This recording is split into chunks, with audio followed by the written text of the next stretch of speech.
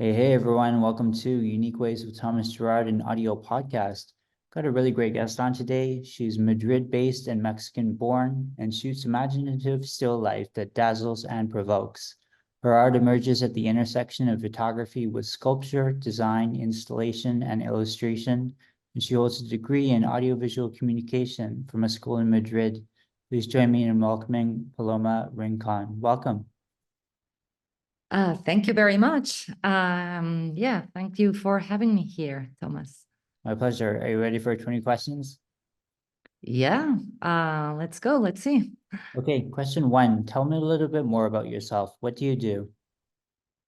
Okay, so I call myself a visual artist, although I started working as a photographer.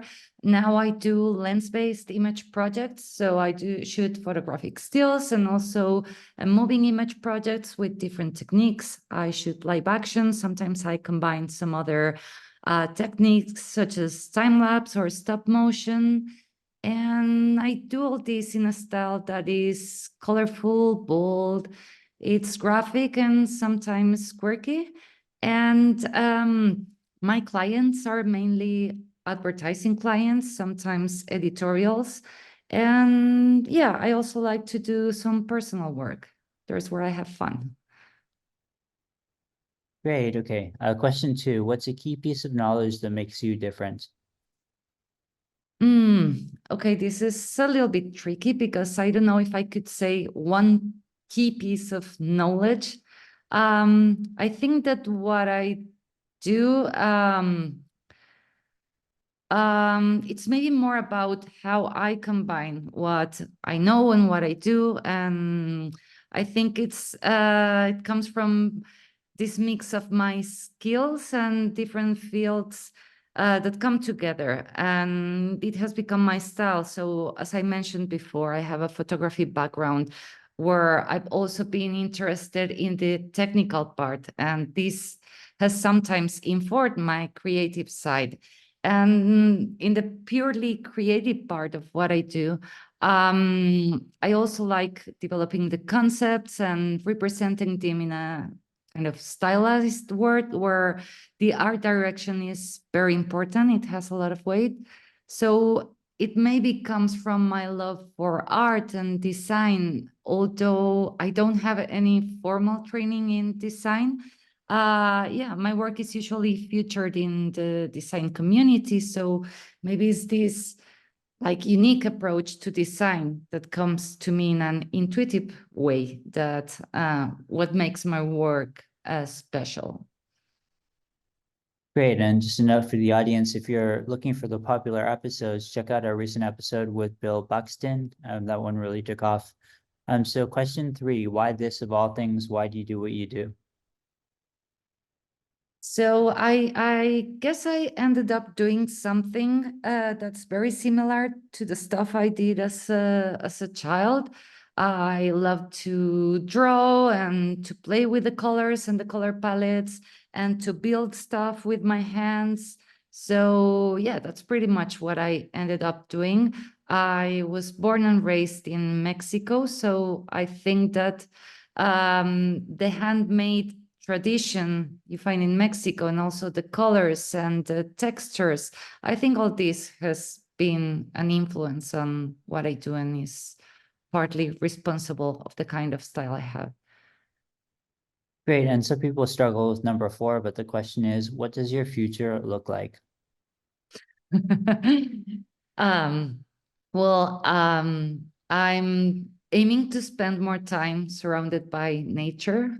I bought a mountain house, so I want to transition into, let's see if I can make it, but I want to transition into a more flexible way of working where I can maybe spend more time out of my desk and maybe for some of the tasks I have to do can take a walk in the forest and have my notebook with me and like connecting a little bit with all the surroundings. I think that will be a great way to move into the future. So yeah, as I work a lot abroad, so it's kind of trying to get a balance of being in big cities and urban life, which I also love, but also having more time to spend with my loved ones and having a little bit more of a peaceful life.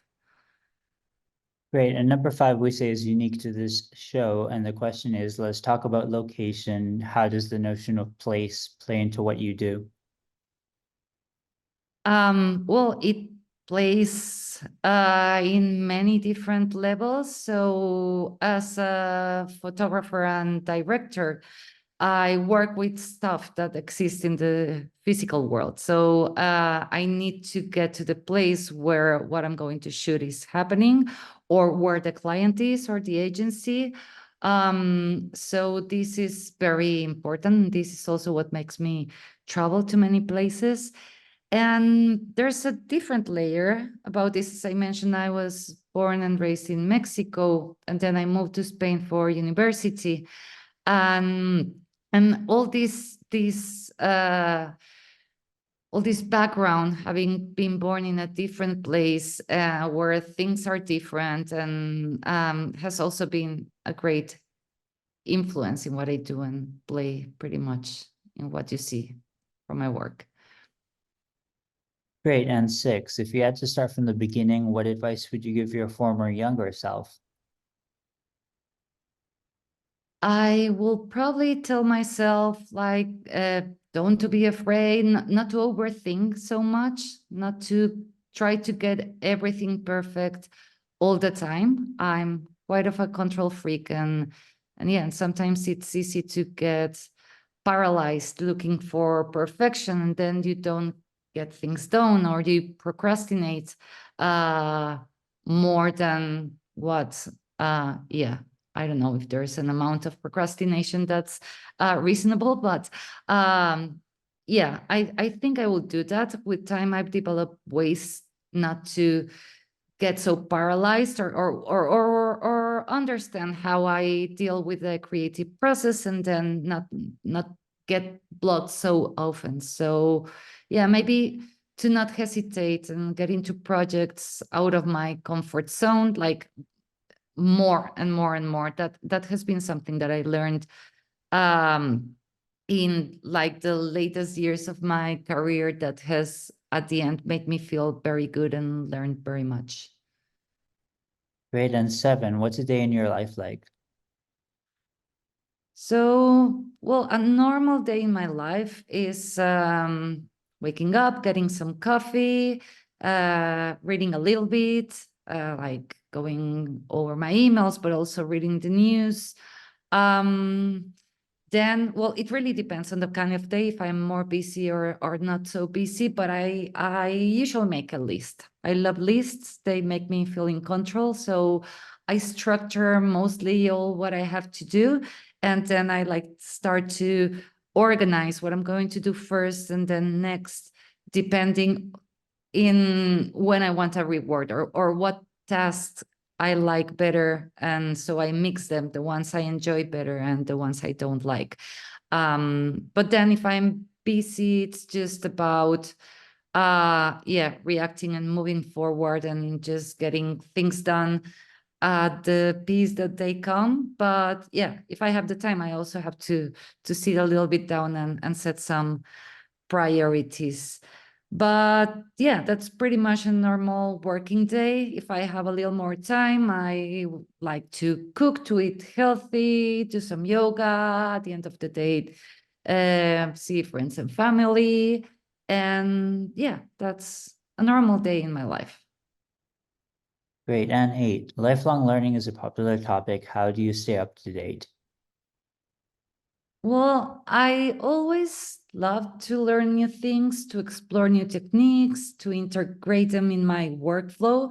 I love experimentation, and I love happy accidents, and working with physical stuff is something that's important in my work. But I also find that this like lifelong learning topic could be a little bit of a trap. Like you can be trapped in your own productivity, like trying to know and learn everything that comes out, and it could be like FOMO feeling, like there's a lot going on and there's new tools every day, and now things are moving much more quick than ever. So I think that it's important to choose what it feels true to yourself and learn in that direction, like having the time to understand it deeply, better than just like trying to learn everything, like as having the pressure on having to learn every single tool and not really having the time to know it well.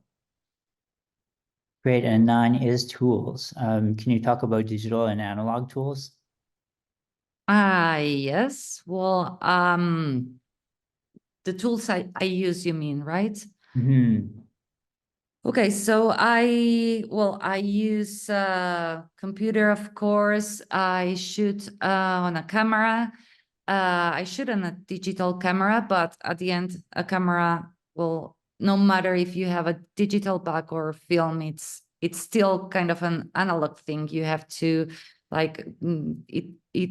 A lot of physics are involved. There's a lens, and it's like a black box where light passes through. So, well, light is one of the main tools I also use, and props and backgrounds.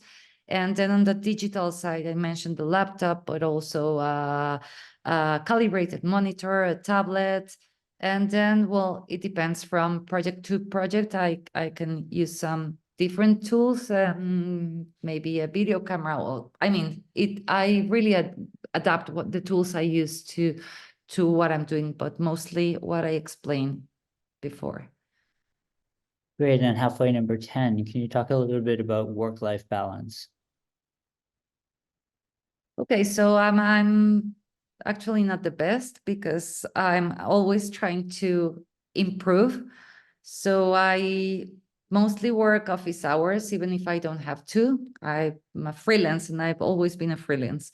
But yeah, there's always stuff to do. There's always emails coming through, and there's always updates to do, either website or one of my profiles on like different platforms, or yeah, or invoicing, or the most boring part. So there's always work to do.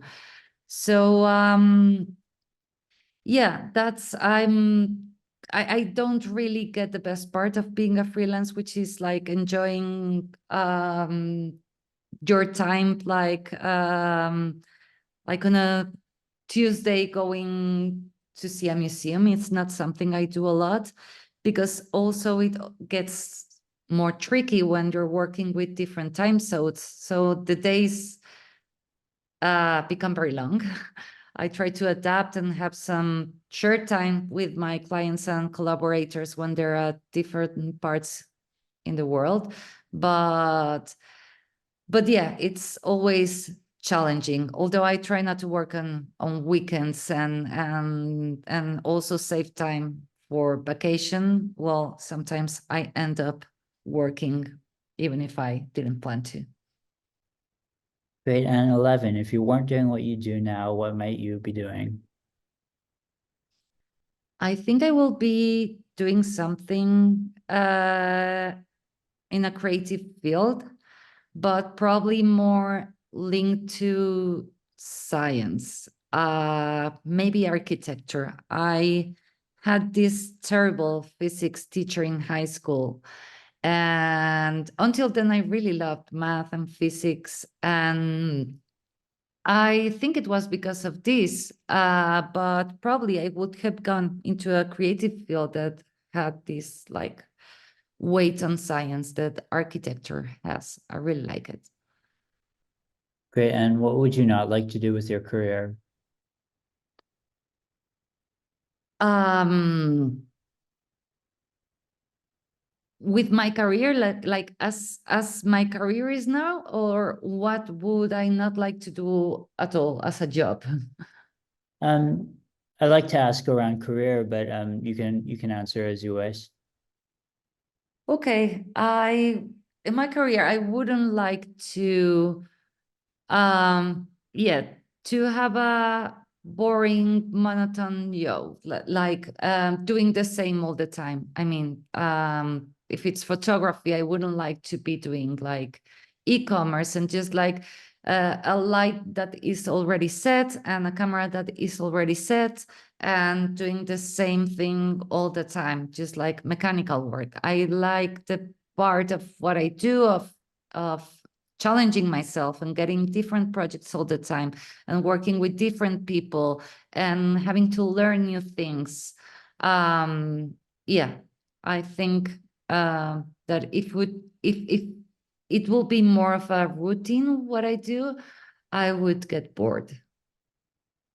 Great. And do you have a favorite word, quote, or sentence? I like this quote from Picasso that says, "Inspiration exists, but it has to find you working." So I really love how it brings down to earth this concept that sometimes it's stated like almost divine, like inspiration. And yeah, it really resonates with me because it's when I'm doing something that new ideas come to my head. And especially if I'm working in like out of the computer with my hands or moving things, like if there's some movement and physical experience involved. Yeah, I think that yeah, there's when I'm in the right mindset to make connections and to create stuff. Great. And how about a least favorite word, quote, or sentence? I hate this one that says, "Find a job you enjoy doing, and you will never have to work a day in your life." Or I mean, there are different versions of it. Or love what you do, and you'll never work a day in your life. So I find it so untrue. I mean, I love what I do very much, but I don't see me happier, and I don't see me happier doing anything else. But at the end, it's work. So there are schedules and clients and problems, and sometimes you have to do things not in the way you have thought them initially, and situations that you don't choose, and yeah, things that happen with every job. So no matter which, at the end, yeah, to call it work, you have to get an income, and you're part of a market or an industry, and I think that this phrase, it's just very wrong. It's a trap. Great. And 15, if you had to choose one word to describe yourself, what word would you choose? um I've always find hard to describe myself. I don't know if it's something that other people would really share, but I think that I'm mostly optimistic.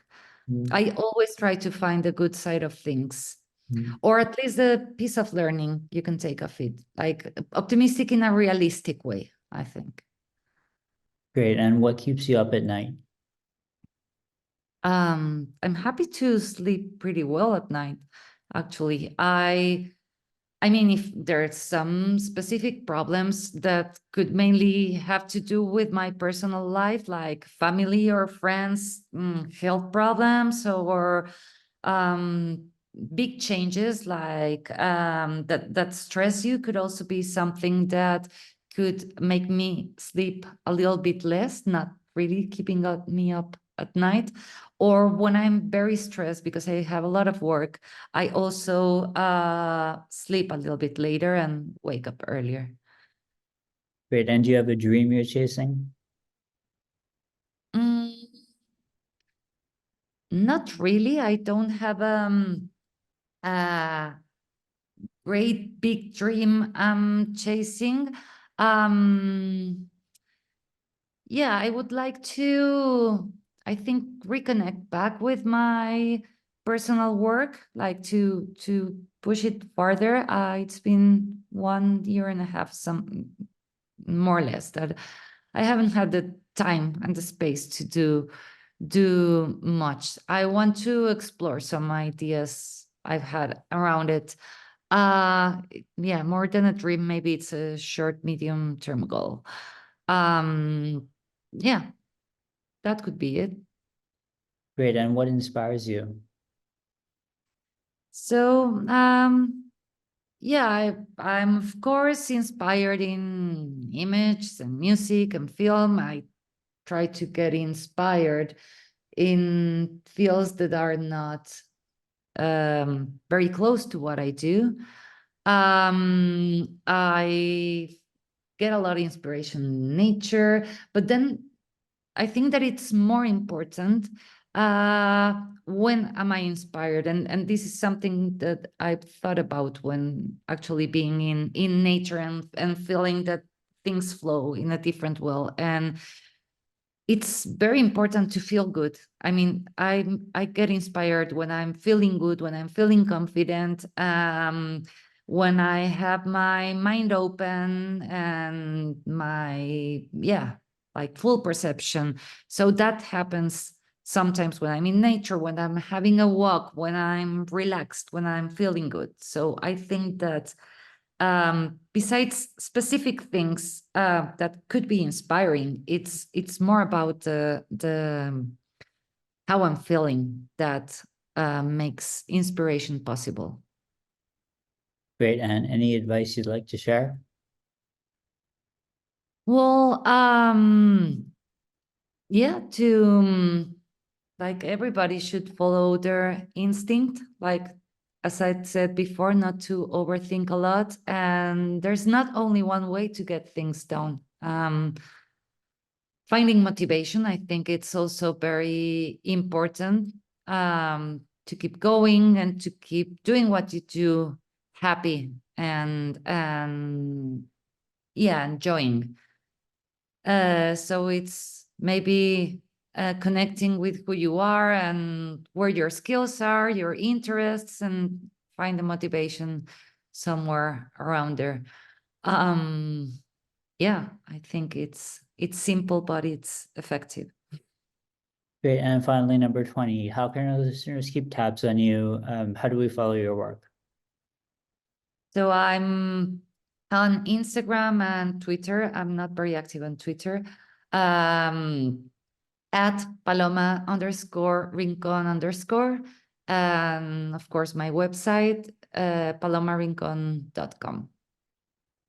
Great. Well, thanks so much for joining today. Such a pleasure to have you on and connect different parts of the world like this. Thank you so much. Thank you, Thomas. Great answering to the questions. Bye.